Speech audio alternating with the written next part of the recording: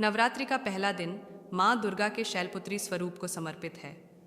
पर्वतराज हिमालय के घर पुत्री रूप में उत्पन्न होने के कारण इनका नाम शैलपुत्री पड़ा। नवरात्र पूजन में पहले दिन इनकी उपासना का विधान है। एक बार प्रजापति दक्ष ने एक बहुत बड़ा यज्ञ किया।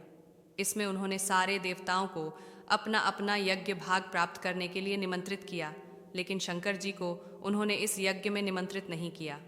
सती ने जब सुना कि उनके पिता एक अत्यंत विशाल यज्ञ का अनुष्ठान कर रहे हैं, तब वहां जाने के लिए उनका मन व्याकुल हो उठा।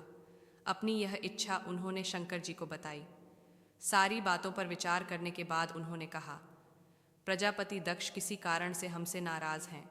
अपने यज्ञ में उन्होंने सारे देवताओं को निमंत्रित किया है, लेकिन हमें जानबूझकर नहीं बुलाया है, कोई सूचना तक नहीं भेजी है। ऐसी स्थिति में तुम्हारा वहां जाना सही नहीं होगा। शंकर जी के यह कहने से भी सती नहीं मानी। उनका प्रबल आग्रह देखकर भगवान शंकर जी ने उन्हें वहां जाने की अनुमति दे दी।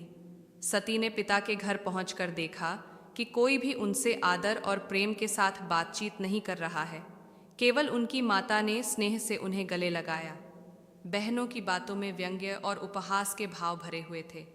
परिजनों के इस व्यवहार से उनके मन को बहुत दुख पहुंचा। यह सब देखकर सती का हृदय क्षोभ, ग्लानि और क्रोध से संतप्त हो उठा। उन्होंने सोचा, भगवान शंकर जी की बात न मान, यहाँ आकर मैंने बहुत बड़ी गलती की है। वे अपने पति भगवान शंकर के इस अपमान को सहन ना कर सकीं। उन्होंने अपने उस रूप को तत्क्षण वहीं योगाग्नि द्वारा जलाकर भस्म कर दिया। वज्रपात के समान इस दारुण दुखद घटना को सुनकर शंकर जी ने क्रुद्ध हो अपने गणों को भेजकर दक्ष के उस यज्ञ का पूर्णतः विध्वंस करा दिया। सती ने योगाग्नि द्वारा अपने शरीर को भस्म कर अगले जन्म में शैलराज हिमालय की पुत्री के रूप में जन्म लिया। इस बार वे शैलपुत्री नाम से विख्यात हुई।